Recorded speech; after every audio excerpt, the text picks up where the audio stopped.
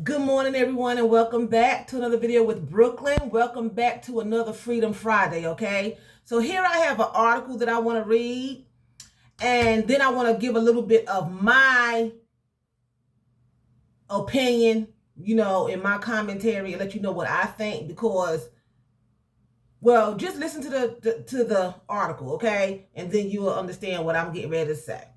Okay, so it says here, a 29-year-old woman from Milwaukee has been arrested after allegedly setting her longtime boyfriend's head on fire while he slept in their home. Okay? It says officers from the Milwaukee Police Department were called to a residence near to Center Street and Carlton Place in Milwaukee, Wisconsin on June 3rd after receiving reports of a fire at the home. A 29-year-old man was taken to a local hospital with severe injuries by the emergency services, while Marie Smith was arrested in relation to the fire, which police described as a domestic incident. Okay?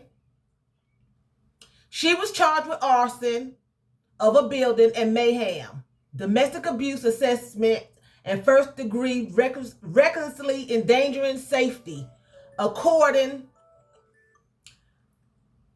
to a criminal complaint obtained by CBS 58. He claimed, the victim, the boyfriend, claimed that Smith had been keeping her medication bottles in the couple's basement and taking more than she had been prescribed. He also said that he was concerned that the 29-year-old was huffing paint in the basement. The unnamed man said that when he arrived at the couple's home after finishing work around 2:30 p.m. on June 2nd, Smith would not talk to him and was pacing around the house. Okay? They argued, and later that evening, he told her he was going to move out and claimed that her weird behavior increased for the rest of the day. Okay? He said that he had been in a relationship with her for more than 8 years, but he felt like he needed to be cautious around her over the last 3 to 4 months as she started to act strangely. Okay? It says that he suffered second-degree and third-degree burns all over his upper body, including his head, chest, neck, and face. According to the news, investigators wrote in the criminal complaint that Smith told him that she thought that the chicken wings she ate earlier in the day had been poisoned by her boyfriend. Okay? So she waited for him to fall asleep, filled up a cup with lighter fluid, and poured it on his head before igniting it with a lighter. She said that she did not plan on killing him, okay? And she is in jail now in the custody of a $25,000 bail. Okay, this is her.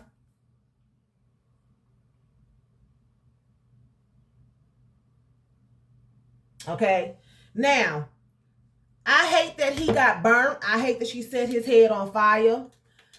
But we don't know her side of the story. According to the police, she said that she felt like he had been poisoning her. And the chicken wings she ate earlier, he poisoned her. And she felt like, she was going to get him back.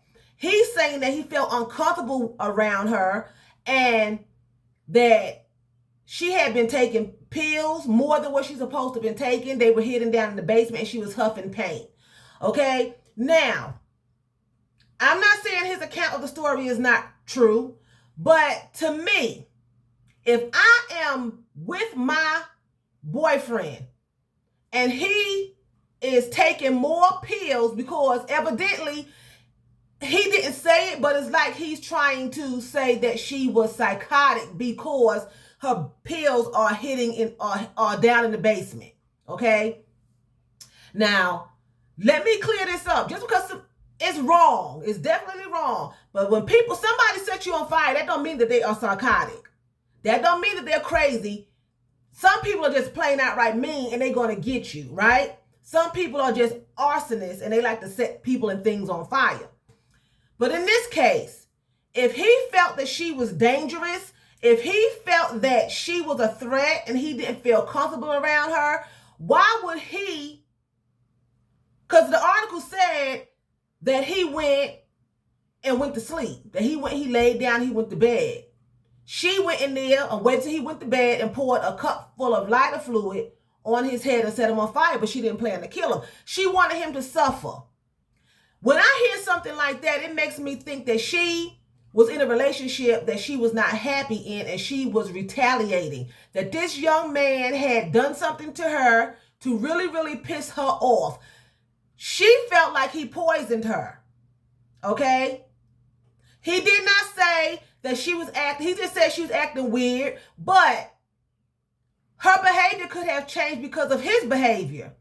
You know? Her behavior could have changed because of the way that he was treating her. He's saying that he just went to work and came home and they got into an argument. That's what he's saying. She's saying he did something to her. When he got home from work, she was pacing. If you're pacing, you are contemplating, I'm going to get homeboy because he did something to me. It did not say in the article that her behavior was related to the pills. It did not say that her behavior was related to huffing paint. That's his account. That's what he said. That's what he says. We don't know if that's to be true, because I know there are a lot of you out there who are watching my video who have been lied on, and you were not doing those things. Now, I'm not saying that she's not huffing paint, and I'm not saying that she's not taking any pills and taking more than she's supposed to be taking. What I'm saying is for her to burn him and set his head on fire, his face on fire, that to me is a passion attack. She don't want nobody wanting this man, so she was trying to ruin his face. I feel like there was more to the story, that there was maybe a relationship going on outside of their relationship. Maybe he was with another woman. He said he was going to move out. Maybe she felt like he was going to be with another woman, and she felt like, I will fix you, sucker. You ain't going to do me the way you did me. I'm going to set you on fire. They didn't show a picture of him. He could have been a good-looking man, or so she thought, and maybe she felt like if I ruin you, nobody will want you. Women, think about it. That was personal. That was personal. That was a passion attack. She didn't throw it all over his body. She threw it on his head, his face. His head and his face is right together. But when she lit it, of course, it burns other places. That was an attack of passion. She was hurt. Now, I'm not condoning her method of retaliation. I am not. But a lot of times when people are suffering and they are being mishandled, they act out of frustration and passion. When you pacing the floor, it couldn't have came from the pills, and it couldn't have came from huffing paint. Okay? The reason why I say that is she waited until he came home. She was pacing. She waited till he went to sleep. If she was on a high, she would not have waited till he went to sleep. She actually waited. Her pacing back and forth indicated she was pissed off with him.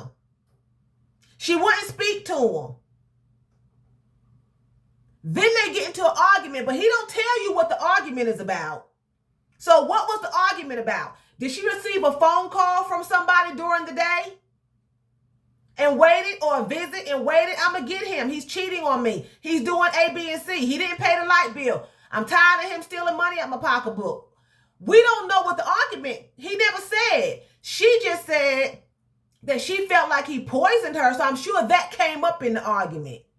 Maybe she ate the chicken wings, and maybe she got sick earlier in the day. You know, but it's something more to it. He's trying to act as though the act is coming from her being high. There's no way that she was high and was able to wait on him to come home. First of all, she would have come down from the high by the time that he got to the house, unless she huffed right when he came in the door.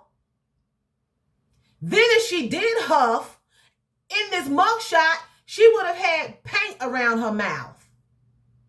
Okay? She would have had paint around her mouth. I'm not saying she didn't have anything in her system, but what I'm saying is, it's, to me, my opinion, I think there's more to the story. That attack was meant to, nobody else is going to want you. If I can't have you, nobody else can. She did not trust him. She thought he was poisoning her and something else was going on, and he's not telling the whole story. He's not telling the whole story, y'all. I'm telling you. I don't know the whole story. I wish I knew the rest. They don't ever finish the stories in these articles that they send out. But to me, I feel like there was something more to it. I had been in situations when I was married to my last husband where I would find out something while he was at work and I would be pacing. I would be walking the floor and I would be thinking to myself, I'm going to get him when he get in this house. Now, I may not have physically assaulted him, but I wanted to. But as soon as he come in the house, I wasn't talking until I can get myself calm. And then I would let it all out. We argue all night because he had done something. But then he would tell friends and family, oh, Tracy just be tripping. She always mean. She arguing. She fussing. I didn't do nothing. I just went to work. I came home and bam, bam, bam. But what he didn't tell was I might have found the receipt where he cashed his check, gave me some of the money toward bills, and kept some and said that's all he made. What he didn't tell them is that a co-worker of mine seen him earlier in the day at the grocery store when he was supposed to be at work, but when I got home, he wasn't home. What he didn't tell was that he was at the park sleeping in his car when he should have been at work, and somebody called me and informed me. He didn't tell that story. He told that I attacked him verbally because I was just crazy. I was psychotic. I didn't know what I was doing. I always had a problem.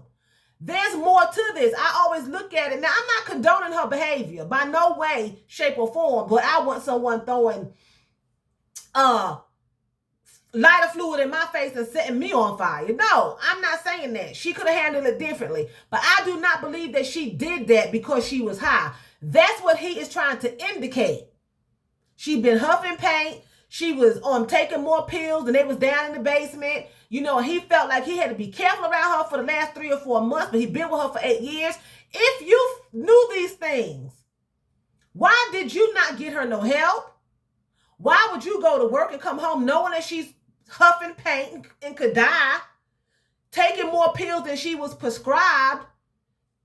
Is she psychotic? Why did you not go out and try to get her some help? Why would you feel threatened around her for the last 3 or 4 months, but you felt comfortable enough to go in there and lay down and go to bed? Why? Why would you tell somebody who's psychotic that you're going to leave them and think that that's not going to just drive it more? Right? Just because she thought he was poisoning her does not mean that she was crazy. People poison people all the time to get rid of them. Evidently, the relationship was toxic and they were not getting along. Okay? So it's her side, her word against his word, you know? And I just think it's a little bit more to it. I think that the more they did, they're going to find out. If something else was going on. And if it was strictly because of her huffing and taking more pills, then he, being a boyfriend of more than 8 years, should have sought her some help. Because most people that are psychotic and crazy don't seek help on their own. You have to help them. You're a loved one. That should have been reported. Okay? The article did not say that they have had other reports of domestic violence. Normally, they will report that we have had multiple calls. Okay? Something else went down for that girl to snap on him like that and try to set him afire and ruin his looks. Because most people are not going to want to date somebody who's disfigured.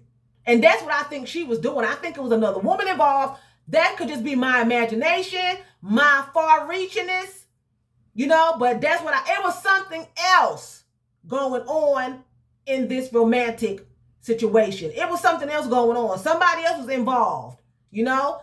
That's my opinion. I'm not an expert, but that's my opinion from past experiences. When a woman is pacing back and forth and they strike at you like that, you hurt her. Think about when a man throws acid in a woman's face or set her on fire. He feels rejected. He feels that she was doing something to him that she should not have been doing. A lot of times men do it because the women don't want them anymore. when women attack you like that, you're doing something to her emotionally. And she's going to get you back. It's more to the story, okay? It's more to the story. So I wanted to share that with you all. If you are in a situation where you are being mistreated, man or woman, free yourself. Leave. He said he felt uncomfortable for the last 3 or 4 months. He should have left 3 or 4 months ago. Okay? Don't stay in a situation where you feel afraid and you feel unsafe. If you feel that someone is acting psychotic and acting abnormally, find some help for them and get yourself out. Don't stay in bondage.